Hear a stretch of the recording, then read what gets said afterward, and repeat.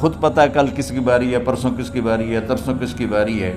تو حضرت میمونہ کے گھر میں آپ تشریف فرما تھے، تو ساری باقی 7 بیگمات جمع ہوئیں اور انہوں نے آ کے عرض کی یا رسول اللہ جب تک آپ بیمار ہیں آپ عائشہ کے پاس آرام فرمائیں، اور جب اللہ آپ کو شفا دے دے تو پھر ہماری ترتیب کو آپ دوبارہ شروع فرما دیں۔ تو آپ نے سب کا شکریہ ادا کیا۔ عدل کی مثال کا اسلام جب دوسری شادی کی اجازت دیتا ہے تو عدل کی شرط لگاتا ہے اِلَّمْ تَعْدِلُوا، اگر عدل نہیں کر سکتے پھر ایک ہی ہے عدل۔ اور آپ نے فرمایا جس نے دوسری شادی کی اور عدل نہ کیا، کتنی مرضی عبادت کر کے آیا، تو قیامت کے دن آدھا حصہ اس کا فالج زدہ ہوگا، ایک سائیڈ اس کی فالج زدہ ہوگی، کتنے ہی مراقبے کر کے کتنی ہی نمازیں پڑھ کے آیا ہو، انصاف نہیں کیا تو پورا آدھا حصہ فالج کی پکڑ میں ہوگا۔ تو جب سب بیگمات نے یہ کہہ دیا کہ آپ وہاں گزاریں تو آپ نے شکریہ ادا کیا، علی اور عباس کو بلایا، ان کے کندھوں پہ آپ نے یوں ہاتھ رکھے اور آپ کے پاؤں یوں زمین پہ لگ رہے، آپ پورا پاؤں نہیں لگا پا رہے تھے کمزوری سے، یہ پوزیشن تھی اس طرح۔ اور یہ پیر کا دن تھا، آپ حضرت عائشہ کے گھر میں داخل ہوئے اور اگلے پیر کو حضرت عائشہ کے گھر میں آپ اپنے اللہ کے پاس چلے گئے۔ آخری ہفتہ آپ نے حضرت عائشہ کے گھر میں گزارا۔ صحابہ ملاقات کے لیے حاضر ہوئے تو آپ ان کو دیکھ کے رونے لگے اور فرمایا کہ میں تمہیں اللہ کے سپرد کرتا ہوں، اللہ تمہاری حفاظت کرے، اللہ تمہارا ساتھی ہو، آواکم اللہ، حفظکم اللہ، نصرکم اللہ، بہت دعائیں دی۔ تو عبداللہ بن مسعود رضی اللہ تعالیٰ عنہ نے پوچھا یا رسول اللہ لگتا ہے جیسے جانے کا وقت ہے، تو آپ کو غسل کون دے گا؟ تو آپ نے فرمایا میرے اہل بیت۔ آپ کو کفن کون دے گا؟ کہا میرے اہل بیت۔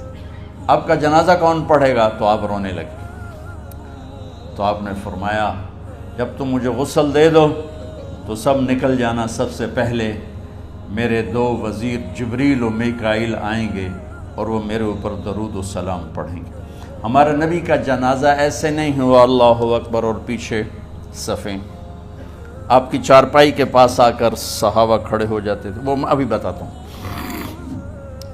تو آپ نے فرمایا سب سے پہلے جبریل و میکائیل آ کر میرے اوپر درود و سلام پڑھیں گے، پھر اس کے بعد 7 آسمان کے فرشتے باری باری آئیں گے۔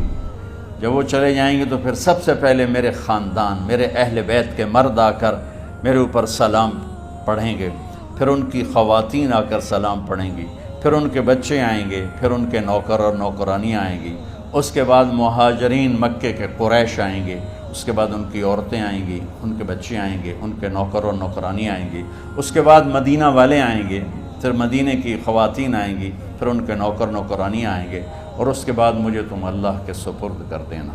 اور پھر آپ نے ایک عجب بات فرمائی جو کسی نبی نے نہیں فرمائی، فرمایا کہ میرے بعد میری آنے والی امت کو میرا سلام کہہ دینا، اور انہیں کہنا کہ ان کے بعد جو آئیں ان کو بھی میرا سلام کہہ دینا۔ اور اس طرح میرے سلام کو قیامت تک اللہ کے نبی نے پہنچایا کہ ہر آنے والی امت، ہر آنے والی نسل، اگلی نسل کو اس نبی کا سلام پہنچائے۔ آپ کے جانے میں 5 دن باقی تھے تو آپ نے فرمایا مجھے 7 کنوؤں کے پانی سے غسل کرواؤ۔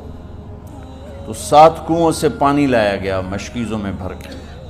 تو حضرت عائشہ کے گھر میں کوئی ایسا ٹب نہیں تھا جس میں بیٹھ کے وہ آپ نہا سکتے، تو حضرت حفصہ کے گھر سے ٹب منگوایا گیا، آپ اس میں بیٹھے، تہمت باندھا ہوا تھا، کرتا اتارا، اور آپ پر 7 کنوؤں کا پانی ڈالا گیا، تھوڑا تھوڑا تھوڑا تھوڑا تھوڑا تھوڑا، تو اس سے بخار کی شدت کم ہوئی، اور آپ سر درد کی وجہ سے آپ نے ایسے پٹی باندھی سرخ رنگ کی، اور اس کے بعد حضرت علی اور فضل بن عباس